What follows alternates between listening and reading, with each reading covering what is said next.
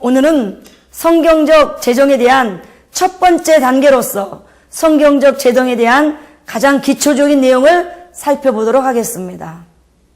성경 전체에는 두 가지의 중요한 사상이 흐르고 있습니다. 그것은 바로 하나님 나라 사상과 언약 사상입니다. 하나님께서는 범죄한 우리 인생들을 구원하시기 위해서 예수 그리스도의 십자가를 기초로 하여 영원한 하나님의 나라의 세계를 우리에게 열어주셨습니다. 그런데 이 하나님의 나라는 어느 날 갑자기 우연히 세워진 것이 아니라 언약을 근거로 유구한 역사와 오랜 세월을 통하여 이루어졌습니다. 수천 년 동안 여러 선지자들을 통하여 언약하신 대로 하나님께서 인간의 몸을 입으시고 이 땅에 오셔서 우리 인류의 죄를 대신하여 십자가에서 죽으시고 또 언약대로 사흘 만에 부활하신 것입니다. 성경에서 약속이나 맹세 또는 계약이라고 하는 단어는 모두 언약과 같은 뜻입니다. 성경은 구약과 신약으로 구성되어 있는데 구약은 오래된 약속이요 신약은 새로운 약속이라는 뜻입니다. 일반적으로 현대 사회에서는 사람들이 약속을 하기 위해서 계약서를 작성하지만 고대 사회에서는 쪼개놓은 짐승 조각 사이를 통과하면서 약속을 했습니다. 이 약속을 지키지 아니하면 이 쪼개놓은 짐승처럼 죽으리라 이 뜻인 것입니다. 그래서 하나님과의 약속을 어기고 범죄한 이스라엘 백성들에게 하나님은 다음과 같이 말씀하셨습니다. 여러분 다 같이 에레미야 34장을 찾아보도록 하겠습니다. 에레미야 34장입니다. 자, 에레미야 34장 찾으셨으면 다 함께 18절을 읽어보도록 하겠습니다. 에레미야 34장 18절입니다. 송아지를 둘로 쪼개고 그 두 조각 사이로 지나매 내 앞에 언약을 맺었으나 네, 즉 송아지를 둘로 쪼개고 그 두 조각 사이로 지나는 것 이것이 바로 언약식의 모습입니다. 십자가에서 돌아가시기 전날 밤 최후의 만찬에서 주님께서는 이것은 죄사함을 얻게 하려고 많은 사람을 위하여 흘리는 바 나의 피 곧 언약의 피니라라고 말씀하셨습니다. 우리의 죄를 사해 주기 위해서 흘리신 자신의 피를 주님께서는 친히 언약의 피라고 말씀하신 것입니다. 이렇게 예수 그리스도의 구속 사역과 언약은 매우 깊은 관련이 있습니다. 그런데 구약에도 이러한 예수 그리스도의 구속 사역을 상징하는 매우 중요한 사건이 있습니다.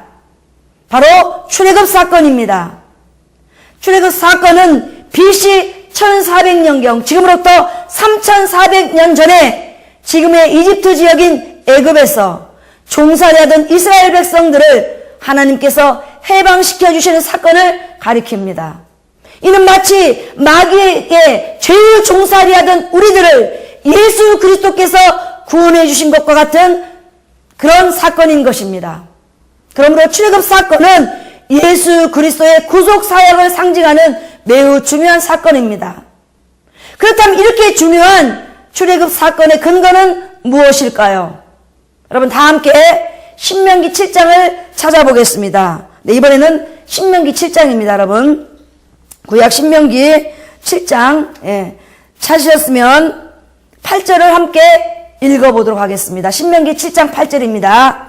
여호와께서 다만 너희를 사랑하심을 인하여 또는 너희 열조에게 하신 맹세를 지키려 하심으로 말미암아 자기의 권능의 손으로 너희를 인도하여 내시되 너희를 교종되었던 집에서 애굽 왕 바로의 손에서 속량하셨나니. 네. 이 본문에 맹세라는 단어가 나오는데 이 맹세는 언약과 같은 뜻이라고 제가 조금 전에 말씀드렸습니다. 그러므로 이스라엘을 애굽에서 해방시켜 주신 그 이유는 첫째, 여호와께서 다만 너희를 사랑하심을 인하여 즉 그들을 사랑하셨기 때문이요. 둘째, 너희 열조에게 하신 맹세 즉 언약을 지키기 위함이었습니다. 그렇다면 언제 누구 한 약속입니까? 여러분 혹시 기억나시는 분 계십니까? 언제 누구하고 한 약속입니까? 기억 안 나십니까? 기억 안 나는 것은 청문회 때 하는 소리입니다. 그러면 기억 안 나시면 창세기 15장을 함께 찾아보도록 하겠습니다. 창세기 15장입니다. 창세기 15장 찾으셨으면 13, 14절의 말씀입니다. 창세기 15장 13절로 14절을 함께 읽어보겠습니다. 여호와께서 아브라함에게 이르시되 너는 반드시 알라. 내 자손이 이방에서 객이되어 그들을 섬기겠고 그들은 400년 동안 내 자손을 괴롭히리니 그들이 섬기는 나라를 내가 징벌할지며 그 후에 내 자손이 큰 재물을 이끌고 나오리라. 네, 이 말씀은 출애굽 600여 년 전에 하나님께서 그 조상 아브라함에게 하신 약속입니다. 그러므로 600년 전에 그들의 그 열조인 아브라함과 한 약속을 기억하시고 잊지 않으시고 이스라엘 백성들을 출애굽시켜 주신 것입니다. 이렇듯 구원과 언약은 매우 밀접한 관계가 있습니다. 그럼 이제 우리의 재정생활과 관련된 그런 말씀들을 한번 살펴보도록 하겠습니다. 신명기 8장입니다. 네, 여러분 조금 전에 찾으셨던 신명기 한번 다시 찾아보겠습니다. 신명기 8장입니다. 찾으셨으면 18절을 함께 읽어보도록 하겠습니다. 신명기 8장 18절입니다. 내 하나님 여호와를 기억하라. 그가 너에게 재물 얻을 능을 주셨습니다. 이같이 하심은 내 조상들에게 맹세하신 언약을 오늘과 같이 이루려 하심이니라. 하나님께서 이스라엘 백성들에게 재물 얻을 능력을 주셨는데 그 이유는 바로 언약 때문이라는 것입니다. 이렇게 언약은 우리의 재물과도 재정과도 깊은 관계가 있습니다. 그러므로 언약은 구원은 물론이요 재물과 재정과 깊은 관련이 있으므로 성경 전체를 관통하는 중요한 사상입니다. 그러면 이제 출애굽 사건의 근거가 되는 아브라함의 언약을 살펴보도록 하겠습니다. 이 언약은 지금으로부터 4,000년 전에 하나님께서 유대인 아브라함에게 약속하신 것입니다. 그렇다면 어떤 분은 수천 년 전에 유대인 아브라함과 맺은 그 약속이 도대체 지금 나와 무슨 상관이 있단 말인가라고 생각할 수도 있습니다. 여러분, 아브라함과 우리와 무슨 관계가 있습니까? 아브라함과 우리가 무슨 관계죠? 자, 성경 갈라디아서 3장을 찾아보겠습니다. 제가 서두에 머릿말, 인사말에서도 말씀드린 것과 같이 성경을 해석하는 것이 성경에 대한 가장 바른 해석입니다. 그래서 여러분 성경 갈라디아 3장을 찾아보도록 하겠습니다. 신약입니다. 여러분 찾으셨으면 갈라디아 3장 29절을 함께 읽어보도록 하겠습니다. 예, 갈라디아 3장 29절입니다. 너희가 그리스도의 것이면 곧 아브라함의 자손이요 약속대로 유업을 이을 자리나. 예, 이 말씀에서 유업이란 헬라어로 크레오스미아 상속하다라는 말에서 유래되었습니다. 이는 약속된 일들을 상속받아 실제로 누리는 것을 의미합니다. 그러므로 이 갈라디아서의 말씀은 예수 그리스도로 구원받은 우리들은 영적으로 아브라함의 자손이요 하나님께서 아브라함과 약속하신 것은 바로 우리와 약속하신 것이라는 것입니다. 그리고 우리들은 하나님께서 아브라함을 통하여 약속한 모든 것들을 상속받아 실제 생활에서 누린다는 것입니다. 그런데 이 유업에 대해서 이번에는 여러분 18절을 한 번 더 살펴보도록 하겠습니다. 갈라디아서 3장 18절입니다. 함께 읽어보도록 하겠습니다. 만일 그 유업이 율법에서 난 것이면 약속에서 난 것이 아니니라. 그러나 하나님이 약속으로 말미암아 아브라함에게 주신 것이라. 네, 여기서 아브라함에게 주신 것이라 했는데 이번 개역개정의 이 대목에 은혜라는 단어가 누락되어 있습니다. 그러나 예전 성경에는 은혜라는 단어가 들어가 있는데 이곳에 은혜가 들어가야 맞습니다. 즉 아브라함에게 은혜로 주신 것이라 이 말입니다. 은혜란 그런데 받을 자격이 없는데 거저 주시는 것이라는 것을 여러분도 잘 아실 것입니다. 그러므로 갈라디아서 3장에 기록된 이 유업에 관하여 29절의 말씀과 18절의 말씀을 연결하여 꿰어서 완성시켜 보면 그리스도 예수를 믿어 하나님의 자녀가 된 사람은 아브라함의 후손이요, 그 사람은 하나님께서 아브라함에게 공짜로 주신 것을 상속받아서 실제 생활에서 누린다는 것입니다. 그렇다면 이제 하나님께서 아브라함을 통하여 우리에게 공짜로 주신 것이 무엇인지를 살펴보도록 하겠습니다. 여러분, 갈라디아서 3장 겹지 마시고 창세기 12장을 찾아보도록 하겠습니다. 여러분, 다시 구약 창세기 12장으로 넘어가겠습니다. 창세기입니다. 창세기 12장 찾으셨으면 1절로 4절의 말씀입니다. 창세기 12장 1절로 4절의 말씀을 함께 읽어보도록 하겠습니다.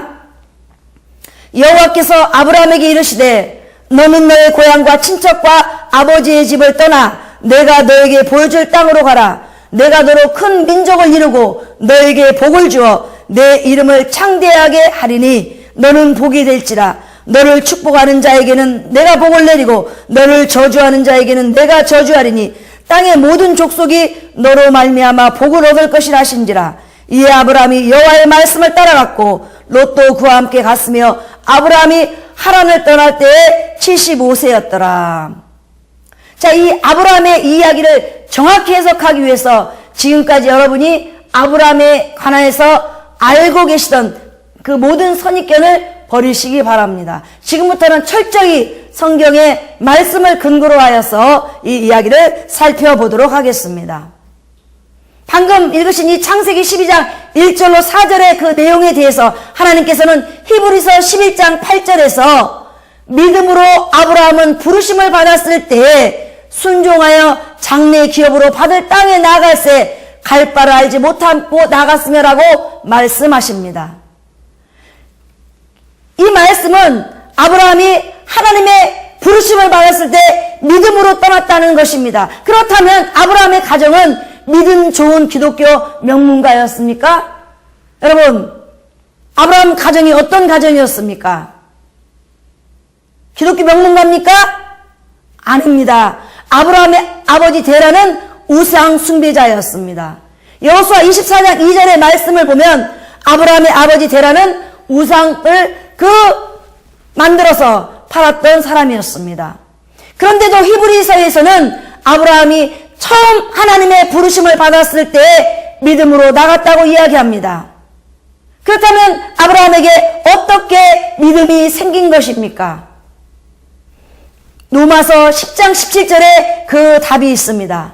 믿음은 들음에서 나며 들음은 그리스도의 말씀으로 말미암았느니라. 바로 하나님의 말씀을 듣고 믿음이 생긴 것입니다. 불신자 가정에서 자라났지만 하나님의 말씀을 듣고 믿음이 생긴 것입니다. 이제 여러분 창세기 13장으로 넘어가도록 하겠습니다. 창세기 13장입니다. 이때는 아브라함이 조카 롯과 헤어진 후입니다. 찾으셨으면 창세기 13장 14, 14절의 말씀을 함께 읽어보도록 하겠습니다. 롯이 아브라함을 떠난 후에 여호와께서 아브라함에게 이르시되 너는 눈을 들어 너 있는 곳에서 북쪽과 남쪽 그리고 동쪽과 서쪽을 바라보라. 보이는 땅을 내가 너와 내 자손에게 주리니 영원히 이르리라. 내가 내 자손이 땅의 티끌 같게 하리니 사람이 땅의 티끌을 능히 셀 수 있을진데 내 자손도 세리라. 너는 일어나 그 땅을 종과 행으로 두루 다녀보라. 내가 이것을 너에게 주리라. 네. 지금 우리가 읽은 이 13장의 이 말씀과 또 살펴본 12장의 말씀에 공통 단어가 있습니다. 여러분 12장 읽으신 12장과 지금 읽으신 13장에 공통 단어가 무엇이 보입니까? 예? 공통 단어 두드러지게 많이 나오는 단어가 있습니다. 바로 자손과 땅입니다. 자손과 땅. 이 자손과 땅이 아브라함이 하나님께 받은 유업입니다. 그래서 여러분 창세기가 총 50장으로 되어 있는데 하나님께서 아브라함, 이삭, 야곱 이런 족장들에게 나타나셔서 하신 말씀을 여러분이 간추려서 쭉 살펴보면 계속해서 자손 줄게, 땅 줄게, 자손 줄게, 땅 줄게 이야기를 반복하고 계시는 것을 여러분이 발견할 수가 있을 것입니다. 그래서 아브라함이 하나님께 받은 유업은 바로 자손과 땅입니다. 그리고 또 우리가 아브라함을 통해서 받게 된 그 유업 또한 자손과 땅이라는 것입니다. 자, 그런데 조금 차이점이 있습니다. 12장에서는 민족을 이룬다고 했습니다. 이게 민족, 12장에서는 민족입니다. 이것은 네션입니다. 영어로는 NIV 성경에는 네션으로 되어 있습니다. 13장에서는 자손입니다. 오프스프링. 좀 범위가 구체적이 되고 좁아졌습니다. 그러니까 한 민족이면 여기 민족에 해당됩니다. 네션. 근데 그 가운데 김씨, 이씨 하는 것은 이게 자손에 해당됩니다. 자, 그리고 이제 땅을 보겠습니다. 12장에서는 보이는 땅이라고 그랬습니다. 보이는 땅. 이건 막연한 땅입니다. 그런데 13장에서는 동서남북 땅을 준다고 하셨습니다. 자, 이 차이점을 여러분 염두에 두시고 말씀을 함께 살펴보도록 하겠습니다. 자, 창세기 이제 15장으로 넘어갑니다. 이 창세기 15장은 하나님께서 아브라함에게 약속하신 언약을 이해할 수 있는 매우 중요한 장입니다. 먼저 1절을 보겠습니다. 여러분, 창세기 15장 1절입니다. 함께 읽도록 하겠습니다. 이후에 여호와의 말씀이 환상 중에 아브라함에게 임하여 이르시되 아브라함아 두려워하지 말라. 나는 내 방패여 너의 지극히 큰 상급이니라. 네, 하나님께서 또다시 아브라함에게 나타나자마자 하신 말씀은 두려워하지 말라는 것이었습니다. 이 말씀에 비추어 보면 아브라함은 뭔가 두려워하고 있었습니다. 그럼 무엇을 두려워했을까요? 그 다음에 하나님께서 하신 말씀을 살펴보면 그 두려움이 무엇인지를 알 수 있습니다. 나는 그 다음에 뭐라고 했습니까? 두려워하지 말라. 나는 내 방패요 라고 하셨습니다. 여러분, 방패는 언제 사용하는 것입니까? 바로 전쟁 때 적의 공격을 막기 위해서 사용하는 것입니다. 바로 전장인 14장에 조카 롯이 적군에게 잡혀가자 아브라함이 아군을 이끌고 가서 조카 롯을 구해오는 그런 사건이 기록되어 있습니다. 그러므로 이미 전쟁에 이겨서 조카 롯을 구출해 오긴 하였으나 아브라함은 언제 또다시 적군이 쳐들어올지 모르는 전쟁의 두려움 가운데 있었다는 것입니다. 이는 마치 갈멜산에서 450명의 바알의 선지자의 결투에서 대승을 거둔 엘리야가 이사벨이 두려워서 도망친 것과 같은 그런 이치입니다. 그러므로 하나님은 바로 전쟁의 두려움에 떨고 있는 아브라함에게 아브라함아 걱정하지 말라. 내가 전쟁에서 내가 너의 방패가 되어서 너를 지켜줄게. 전쟁으로부터 승리하여 내가 큰 상을 받게 해줄게. 내 머리에 승리의 월계관을 씌워줄게. 지금 이 말씀을 하고 계신 것입니다. 그럼 이런 상황에서 일반적인 사람이라면 하나님 맞습니다. 제가 전쟁에서 이기긴 하였지만 적들이 또 언제 쳐들어올지 몰라 두렵습니다. 전쟁이 나면 하나님께서 저의 방패가 되어서 저를 지켜주세요. 이렇게 대답하는 것이 상식적인 것일 것입니다. 그런데 아브라함은 뭐라고 대답했습니까? 여러분 다 함께 2절입니다. 2절을 함께 살펴보도록 하겠습니다. 아브라함이 이르시되 주 여호와여 무엇을 내게 주시려나이까? 나는 자식이 없사오니 나의 상속자는 이 다메섹 사람 엘리에셀이니라. 이런 대답을 우리는 동문서답이라고 합니다.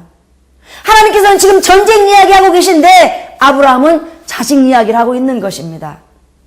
여러분 이때 아브라함의 나이를 한번 추정해 보도록 하겠습니다. 12장에서 아브라함이 영광의 하나님을 처음 만났을 때의 나이가 75세였습니다. 그리고 뒤에 이제 기록된 16장에서 이스마엘을 낳았을 때의 나이가 86세입니다. 그런데 이 창세기 15장의 사건은 이스마엘을 낳기 직전입니다. 그러므로 10여 년 전에 하나님께서 말씀해 주신 그 자식에 대한 그 말을 잊지 않고 하나님께서 나타나자마자 하나님 자식 준다고 약속하셨잖아요. 다른 말씀은 안 들려요. 이 말인 것입니다. 즉 오랜 시간이 경과했어도 전쟁의 두려움 속에서도 아브라함은 오직 하나님께서 말씀하신 그 자식만을 생각한 것입니다. 여러분 이제 다 같이 3절을 한번 보도록 하겠습니다. 3절입니다. 창세기 15장 3절입니다. 아브라함이 또 이르되 주께서 나에게 씨를 주지 아니하였으니 내 집에서 길린 자가 내 상속자가 될 것입니다. 네, 이 말을 현대 버전으로 풀어보겠습니다. 하나님께서 자식을 준다고 하셔서 내가 내 아내 사라의 배란기를 체크해서 부부관계도 하고 또 시험관 아기도 시도해 보았는데 아이가 생기지 않습니다. 그럼 나의 종 엘리에셀을 입양할까요? 이 말인 것입니다. 왜냐하면 당시 고대 사회에서는 후사가 없는 사람은 충실한 종을 양자로 삼고 재산을 양도해주는 풍습이 있었기 때문입니다. 양자도 자식은 자식이 아닙니까? 그런데 이때야 비로소 마침내 드디어 처음으로 하나님께서 자식에 대하여 구체적으로 말씀해 주십니다. 여러분 다 같이 4절을 보겠습니다. 창세기 15장 4절입니다. 여호와의 말씀이 그에게 임하여 이르시되 그 사람이 내 상속자가 아니라 내 몸에서 날 자가 내 상속자가 되리라 하시고, 내 입양하려던 아브라함에게 하나님께서는 입양 아니야, 내 몸에서 자식을 줄게라고 말씀하신 것입니다. 이렇게 자식에 대해서 처음으로 구체적으로 이야기를 듣게 된 아브라함은 이번에는 땅에 관하여 질문합니다. 여러분 8절입니다. 창세기 15장 8절입니다. 주 여호와여, 내가 이 땅을 소유로 받을 것을 무엇으로 알리까라고 지금 또 묻습니다. 그 질문에 대하여 하나님께서는 동물을 준비하라고 말씀하십니다. 9절로 10절입니다. 창세기 15장 9절로 10절의 말씀입니다. 여호와께서 그에게 이르시되 나를 위하여 3년 된 남소와 3년 된 남년소와 3년 된 순양과 산비둘기와 집비둘기 새끼를 가져올지니라. 아브라함이 그 모든 것을 가져다가 그 중간을 쪼개고 그 쪼갠 것을 마주 대하여 놓고 그 새는 쪼개지 아니하였으며. 네. 구약에서 짐승을 쪼개는 이유는 두 가지 경우입니다. 첫 번째는 하나님께 제사를 드릴 때, 두 번째는 언약식을 할 때입니다. 그런데 이 두 가지 경우의 차이점은 제사를 드릴 때는 불로 그 짐승을 태우고 언약식을 할 때는 그 쪼갠 고기 사이를 통과한다는 것입니다. 즉 쪼갠 짐승을 태우는 것은 제사요, 쪼갠 짐승 사이로 통과하는 것은 언약식입니다. 이 사실을 염두에 두시고 17절을 살펴보겠습니다. 창세기 15장 17절입니다. 해가 져서 어두울 때에 연기나는 하루가 보이며 타는 햇불이 쪼갠 고기 사이로 지나더라. 네, 이때 햇불은 하나님의 임재를 상징합니다. 즉 햇불의 형태로 나타나신 하나님께서 쪼갠 고기 사이를 통과합니다. 바로 하나님께서 아브라함과 언약식을 체결하고 계신 것입니다. 하나님, 저에게 땅 주신다는 말씀을 제가 어떻게 알겠습니까? 라고 묻는 아브라함에게 하나님께서는 언약식을 통하여 아브라함아, 내가 너에게 땅 준다고 약속한 거 꼭 지킬게라고 지금 대답하고 계신 것입니다. 그리고 이때 그 땅의 주소도 말씀해 주십니다. 여러분 18절로 21절입니다. 창세기 15장 18절로 21절의 말씀입니다. 함께 읽겠습니다. 그날에 여호와께서 아브라함과 더불어 언약을 세워 이르되 내가 이 땅을 애굽 강에서부터 그 큰 강 유브라데까지 내 자손에게 주노니 곧 겐 족속과 그리스 족속과 감몬 족속과 헷 족속과 브리스 족속과 르바 족속과 아모리 족속과 가나안 족속과 기르가스 족속과 여부스 족속의 땅이니라 하셨더라. 네, 가나안 10부족의 이름을 구체적으로 일일이 열거하시면서 그 땅을 아브라함에게 주겠다고 약속하십니다. 창세기 15장에서 처음으로 땅에 관한 구체적인 주소를 말씀하신 것입니다. 그래서 이렇게 하나님으로부터 자식과 땅에 대해서 구체적인 이야기를 듣고 난 후 아브라함은 즉각적으로 그 아내 사라에게 달려갑니다. 그리고 이야기합니다. 하나님께서 내 몸에서 자식을 준대. 그러자 그 말을 들은 사라는 다음과 같이 대답합니다. 창세기 16장 2절의 말씀입니다. 창세기 16장 2절입니다. 사라가 아브라함에게 이르되 여호와께서 내 출산을 허락하지 아니하셨으니 원하건대 내 여종에게 들어가라. 내가 혹 그로 말미암아 자녀를 얻을까 하노라 하며 아브라함이 사라의 말을 들으니라. 이 말을 현대의 버전으로 풀이하면 자식을 주신다는 하나님의 말씀을 믿고 우리가 부부관계도 하고 여러 노력도 했지만 하나님께서 나에게 아이를 주시지 않았잖아요. 하지만 분명히 하나님께서 당신 몸에서 자식을 준다고 하셨으니 그럼 우리들도 다른 사람들처럼 첩을 들여 자식을 얻어봅시다. 이 말인 것입니다. 당시 고대 사회에서는 본부인이 아이를 낳지 못하면 첩을 들여 그 자손을 생산하는 풍습이 있었기 때문입니다. 우리나라 조선시대에도 이런 풍습이 있었습니다. 따라서 아브라함이 여종 하가를 취한 것은 자녀를 얻기 위함이었고 이는 내 몸에서 자손을 주겠다는 하나님의 말씀을 믿고 한 믿음의 행위였습니다. 아브라함은 처음부터 하나님의 약속을 믿었습니다. 요한계시록 2장 15절에는 하나님의 음성이 많은 물소리 같다고 묘사되어 있습니다. 그러므로 이러한 웅장하고도 장엄한 음성으로 약속하신 하나님의 말씀을 아브라함은 믿게 된 것입니다. 한 번도 의심한 적이 없었습니다. 그래서 믿음의 조상이 된 것입니다. 그러므로 하갈과 동침하여 이스마엘을 낳은 것은 불신앙이 아니고 믿음의 행위였습니다. 적극적인 믿음의 행위였던 것입니다. 그런데 여기서 끝나는 것이 아닙니다. 이게 다가 아닙니다. 이스마엘을 낳은 지 13년 만에 아브라함 99세 때 하나님께서 또 나타나십니다. 여러분 이제 17장으로 넘어가겠습니다. 창세기 17장 여러분 찾으셨으면 1절의 말씀입니다. 창세기 17장 1절의 말씀입니다. 아브라함이 99세 때 여호와께서 아브라함에게 나타나서 그에게 이르시되 나는 전능한 하나님이라 너는 내 앞에서 행하여 완전하라. 네, 이 말씀에서 하나님께서 아브라함에게는 다음 두 가지를 말씀하십니다. 첫째, 나는 전능한 하나님이다. 둘째, 내 앞에서 행하여 완전하라는 것입니다. 그런데 전능한 하나님이라는 그 히브리어는 엘샤다인데 이는 절대적이고 우주적인 통치자라는 그런 뜻입니다. 그리고 완전하라는 그 히브리어의 뜻은 도덕적으로 순결하라는 그런 뜻입니다. 그러므로 비록 아브라함이 자식을 얻기 위해서 믿음으로 하갈을 취했다 하더라도 그것은 하나님 앞에 완전하지 못했다. 즉 도덕적으로 순결하지 못했다는 것입니다. 여러분 우리 주변에도 때때로 믿음 좋은 사람 중에 도덕적이지 못한 사람이 종종 있습니다. 그럼 하나님께서는 베드로전서 1장 5절에서 그러므로 너희가 더욱 힘써 너희 믿음의 덕을 더하라라고 말씀하십니다. 그러므로 하나님은 지금 아브라함에게 다음과 같이 말씀하고 계신 것입니다.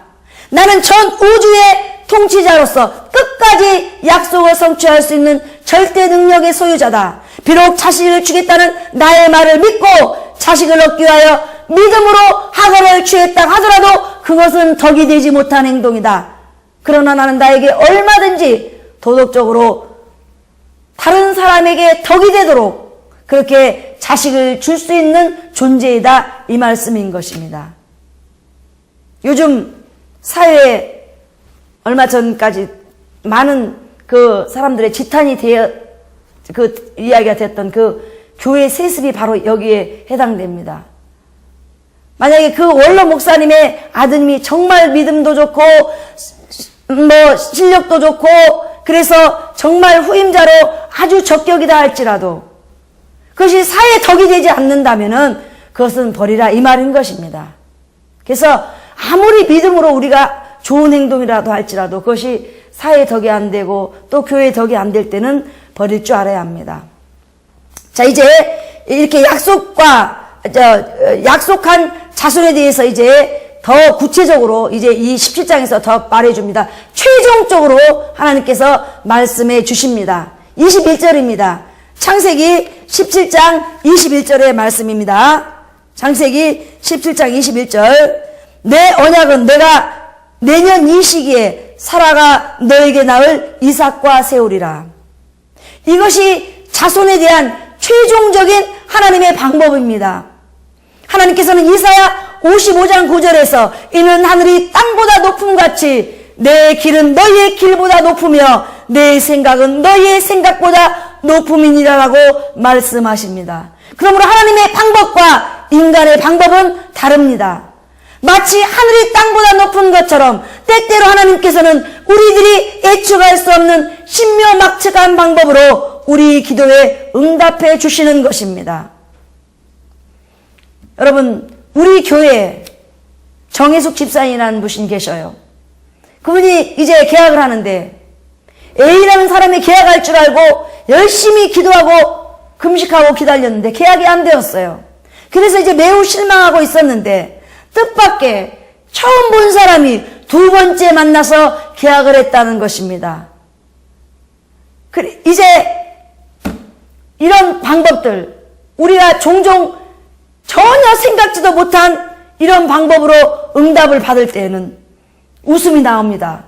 그래서 우리 집사님도 그 계약한 것을 생각만 하면 자다가 웃음이 나온다고 합니다. 마찬가지로 하나님으로부터 전혀 뜻밖의 말씀을 듣고 난 사라는 웃게 되었고, 그리하여 그 자식 이름이 웃음이라는 뜻의 이삭이 된 것입니다. 그리고 이제 이렇게 자식에 대해서 최종적으로 구체적으로 말씀하신 하나님께서는 이번에는 그 하나님께서 약속한 그 땅의 주소를 다시 한번 확인시켜 주십니다. 8절입니다. 여러분, 창세기 17장 8절입니다. 내가 너와 내 후손에게 내가 거류하는 이 땅 곧 가나안 온 땅을 주어 영원한 기업이 되게 하고 나는 그들의 하나님이 되리라. 내 15장에서 가나안 10부족의 이름을 일일이 열거하신 하나님께서는 이번에는 이 지역을 가나안 땅이라고 요약해 주십니다. 그리고 이 가나안이라는 명칭은 계속하여 성경에 등장합니다. 그럼 이제 하나님께서 아브라함을 통해 우리들에게 유업으로 주신 자손과 땅에 대해서 제가 그림을 통해서 다시 한번 정리해 드리도록 하겠습니다. 자, 하나님께서 우리에게 아브라함을 통해서 주신 이 자손과 땅 한번 보도록 하겠습니다.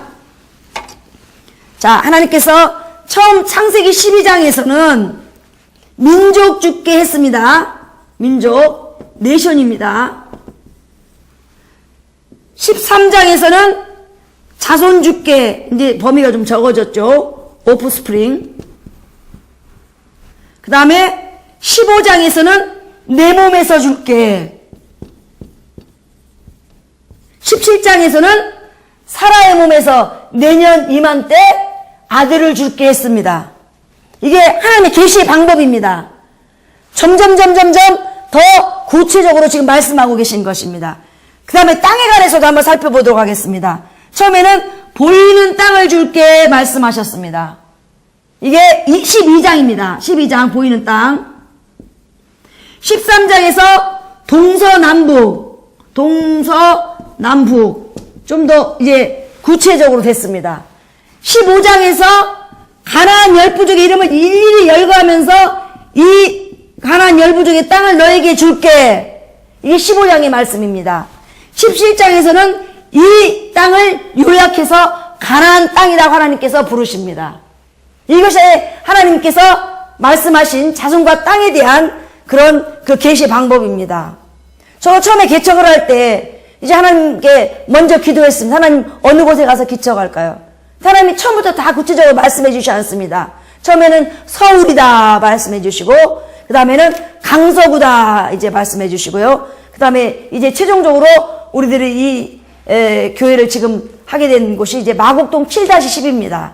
그 사람이 그렇게 점점 구체적으로 환경을 통해서 또 마음에 불타는 소원을 통해서 이렇게 하나님께서 말씀해 주십니다.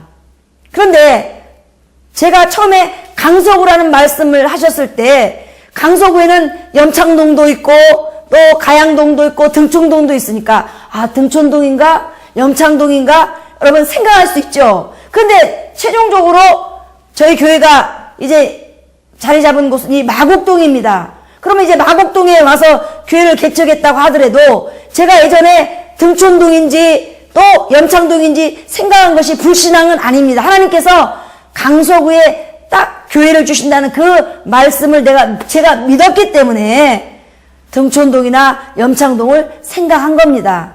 그래서 비록 지금 마곡동이라고 구체적으로 말하기 전까지는 우리가 얼마든지 여러 방면으로 생각할 수 있다는 것입니다. 그러므로 하나님께서 구체적으로 말씀하시기 전에 자식을 준다고 하니까 입양인지 또 첩을 들여서 아이를 걷는 것인지 그렇게 생각을 했다고 하여 그것이 불신앙은 아닌 것입니다. 아이를 준다는 그 하나님의 말씀을 믿고 취한 행동이 바로 아브라함이 한 행동이라는 것입니다. 자, 그리고 마지막으로 계약서에 사인을 합니다. 자, 여러분 함께 다 같이 찾아볼 텐데 10절로 11절을 찾아볼 텐데 여러분 사인을 하는데 도장을 찍습니다. 지금으로 말하면. 그런데 몸에 도장을 찍습니다. 이는 마치 요즘 동물이나 달걀 그리고 제품에 생산자 이름을 새기는 것과 같습니다. 창세기 17장 10절로 11절의 말씀입니다. 너희 중 남자는 다 할례를 받으라. 이것이 나와 너희와 너희 후손 사이에 지킬 내 언약이리나. 너희는 표피를 베어라. 이것이 나와 너희 사이에 언약의 표징이니라. 사인이니라. 이 말입니다.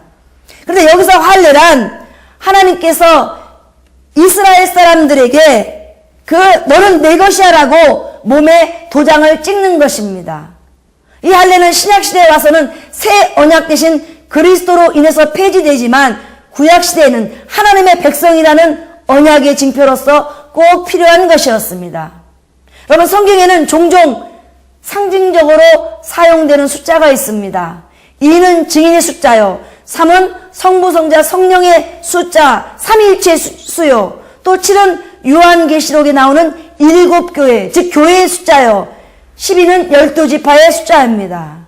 그런데 8은 언약의 숫자입니다. 왜냐하면 언약의 징표라고 할 수 있는 이 할례는 산의 아이를 낳은 지 8일 만에 시행되었기 때문입니다.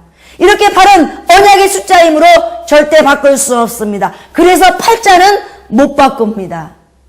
8자는 못 바꾼다는 그 소리가 여기서 나온 것입니다. 성경적인 소리입니다. 그럼 이제 마지막으로 하나님께서 아브라함을 통하여 우리에게 유업으로 주신 자손과 땅의 성경적인 의미를 살펴보도록 하겠습니다. 먼저 자손의 의미를 살펴보도록 하겠습니다. 여러분 제가 창세기 갈라디아 3장 덮지 말라고 말씀드렸는데 다시 갈라디아서 3장으로 돌아가겠습니다. 갈라디아서 3장을 찾아보도록 하겠습니다. 갈라디아서 3장입니다. 찾으셨으면 16절의 말씀을 함께 읽어보도록 하겠습니다.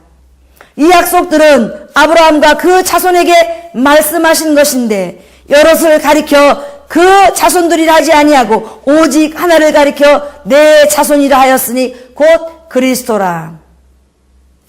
성경은 어떤 한 단어에 관해서 종종 이중적, 삼중적 의미로 쓰일 때가 있습니다. 그러므로 하나님께서 아브라함에게 약속한 자손은 첫째 가깝게는 이삭을 가리키는 것이요 둘째는 그 혈통 가운데 태어날 그리스도를 가리킵니다. 그러므로 하나님께서 아브라함에게 너는 복의 근원이 될 것이라고 말씀하신 것은 아브라함의 후손 가운데 전 인류를 구원할 예수 그리스도가 탄생될 것을 의미하는 것입니다. 이렇게 하나님께서 아브라함에게 약속하신 자손은 그리스도를 의미합니다. 그리고 동시에 육신의 자녀도 포함합니다. 여러분 요즘은 10명 중에 1명이 불임입니다. 혹시 아직 아이가 없으신 분은 약속을 붙들고 하나님께 요청하십시오. 하나님 아브라함을 통하여 자식 준다고 약속했잖아요. 자식 주세요. 자식. 이렇게 여러분 기도하십시오. 자 이제 두 번째 땅의 의미를 살펴보겠습니다. 첫째, 성경에서 땅의 영적인 의미는 그리스도 예수를 믿음으로 소유하게 되는 저 천국 하나님의 나라를 의미합니다. 그리고 동시에 가나안 땅, 문자적인 땅도 포함합니다. 여러분, 일반적으로 우리는 땅 주인을 지주라고 부릅니다. 그리고 그 지주의 땅을 빌려서 농사하는 사람들을 소작인이라고 부릅니다. 저는 유아에 대해서 불문학을 전공했는데 대학을 졸업하고 1988년도에 프랑스 파리로 유학을 떠났습니다. 그런데 중세 유럽에는 영주 제도가 있었습니다. 영주들은 자신들의 땅을 소작인에게 빌려주고 소작인으로부터 80%의 세금을 받았습니다. 그리고 나서 소작인들은 또 10%를 국가의 세금으로 냅니다. 그리고 5%는 지방세를 냅니다.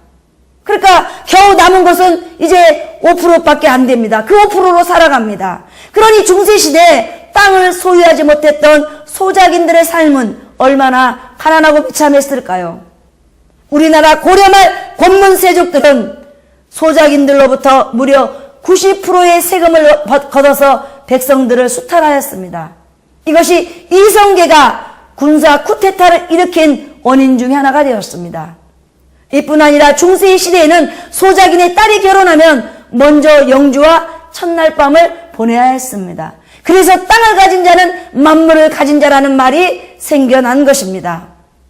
그러나 무엇보다도 이 땅이 중요한 것은 하나님의 눈이 항상 머무르는 곳이기 때문입니다.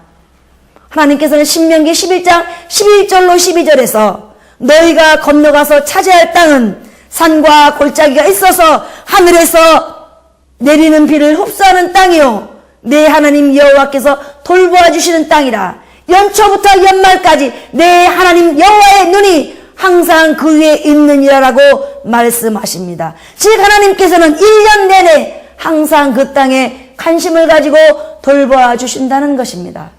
그러므로 이제 그리스도 예수를 통하여 저 하나님의 나라를 소유하게 된 하나님의 자녀들은 이제 실제적인 문자적인 땅도 소유해야 합니다. 전세나 월세, 임대로 사는 것은 아직 하나님께서 약속하신 땅을 유업으로 받지 못한 것입니다. 또 자신의 소유라고 하더라도 은행에 담보로 잡혀 있다면 그것은 온전한 땅을 소유한 것이 아닙니다. 그러므로 이런 사람들은 하나님 약속하신 땅 주세요. 아브라함을 통해서 땅 주신다고 약속하셨잖아요. 땅 주세요. 땅. 구체적인 주소와 때를 말씀하실 때까지 믿음으로 인내하면서 언약으로 기도하시기 바랍니다. 이렇게 언약으로 기도하면 하나님께서 반드시 응답해 주십니다. 할렐루야. 이제 결론을 맺겠습니다. 우리가 살고 있는 21세기는 소위 세계화의 시대입니다. 세계화란 이제 국가와 국가 간의 국경이 사라지고 전 세계가 거대한 단일 시장으로 통합되어 나가는 추세를 말합니다. 그리고 이러한 세계화 추세 속에서 개인이나 국가 간의 무한 경쟁은 더욱 가속화되고 있습니다. 이런 시대를 향하여 성경은 이야기합니다. 예수 그리스도를 통한 구원과 함께 이 땅에 관한 약속도 함께 누리는 것이 언약에 대한 완전한 성취라고 말입니다. 그러므로 그리스도 예수 안에서 자손과 땅에 관한 하나님의 약속을 모두 동시에 누리는 저와 여러분이 되시기를 주의 이름으로 축원합니다.